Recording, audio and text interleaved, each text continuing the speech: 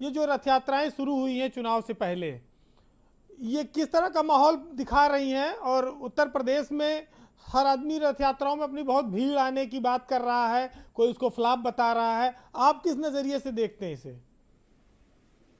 देखिए वीरेंद्र सिंह जी, बहुत दिलचस्प होने वाला है इस बार का उत्तर प्रदेश का चुनाव, क्योंकि ये चुनाव इस बार बाइपोलर नहीं होगा, इस बार मल्टीपोलर होगा, बहुध्रुवीय चुनाव होगा, बहुकोणीय चुनाव होगा। जहां तक रथ यात्राओं की बात है तो रथ यात्रा का इतिहास आमतौर पर लोग अडवाणी जी से मानते हैं, लेकिन मैं उसके पीछे मानता हूं। अडवाणी जी को भी रथ यात्रा की प्रेरणा चौधरी देवीलाल की रथ यात्रा से मिली थी। सबसे पहले भारतीय राजनीति में रथ यात्राओं का प्रयोग न्याय यात्रा के रूप में चौधरी देवीलाल ने हरियाणा में 1986-87 में किया था। उसके बाद वही रथ मुलायम सिंह यादव जी को दिया, जो क्रांति रथ के नाम से उत्तर प्रदेश में घूमा था।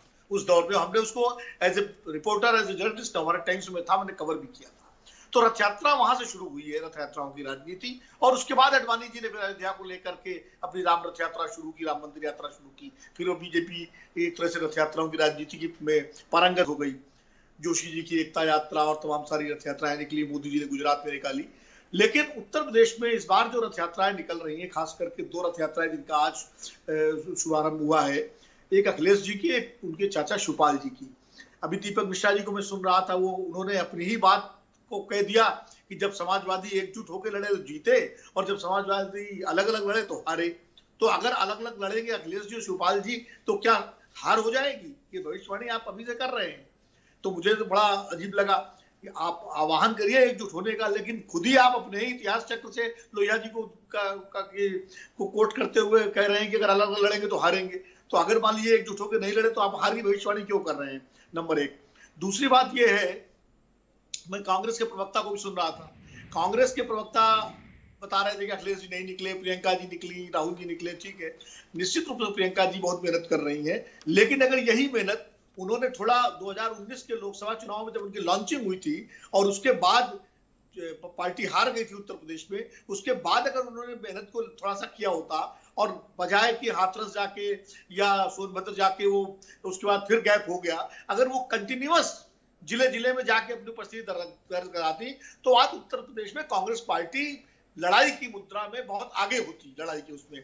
ठीक है, अब उन्होंने फिर से अपनी मेहनत की है, बनारस में बड़ी अच्छी रैली हुई है, सब कुछ है, लेकिन अभी भी लोग जो है, अभी क्वालिफाइंग मैच में उन्होंने खाली क्वालिफाई किया है। जी बिल्कुल। अभी जो माना जा रहा था कि फाइनल में कांग्रेस पार्टी एक प्लेयर बने, मुझे लगता है उसमें देर हो गई है। तो एक तो ये बीएसपी की जहां तक बात है, बहुजन समाज पार्टी, वो एक बड़ी प्लेयर हो सकती थी, लेकिन अभी तक बीएसपी के बारे में ये भ्रम ही दूर नहीं हो रहा है कि उसकी भारतीय जनता पार्टी से अंडरस्टैंडिंग है क्या या नहीं है। तो बार बार मायावती जी का जो स्टैंड बदलता जाता, कभी उसको लेके भ्रम लोगों पे है।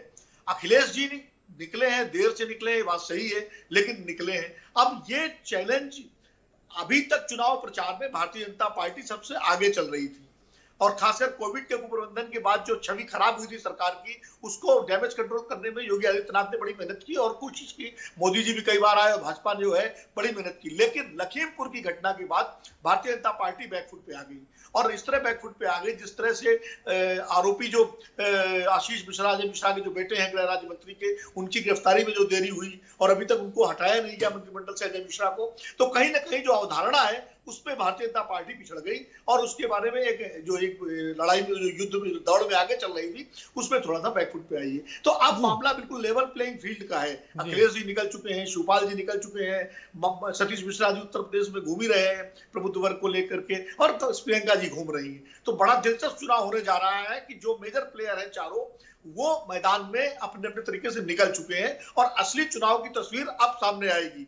गठबंधनों में भारतीय जनता पार्टी ने संजय निषाद की पार्टी को अपने साथ ले लिया और अनुप्रिया पटेल को ले लिया, तो इस तरह से उन्होंने थोड़ा सा अपने गठबंधन ठीक किए हैं। अब अखिलेश जी किस तरह से अपने गठबंधन जयंत चौधरी के साथ करते हैं या ओम प्रकाश राजभर के साथ करते हैं, ये सामने आएगा। और कांग्रेस किस तरह से, आज आचार्य प्रमोद कृष्ण जिस तरह शिवपाल जी के रथ पर बैठे हैं, तो कहीं ना कहीं मुझे लगता है देर सवेर हो सकता है कांग्रेस और शिवपाल यादव जी की पार्टी जो है वो एक साथ आ जाए, ये भी एक संभावना बन सकती है। और अगर प्रियंका जी को लॉन्च कर दिया गया, जो कि भूपेश बघेल जी ने बनारस में कहा कि उनके नेतृत्व में उत्तर प्रदेश में कांग्रेस में सरकार बनेगी, तो इस नेतृत्व का तो मतलब मुख्यमंत्री होता है। तो अगर प्रियंका जी मुख्यमंत्री पद की उम्मीदवार हो गई तो चुनाव और दिलचस्प हो जाएगा, रथ यात्राएं पीछे छूट जाएंगी, और फिर जो चुनाव की दूसरी दौड़ होगी वो बहुत दिलचस्प होगी। अमित पुरी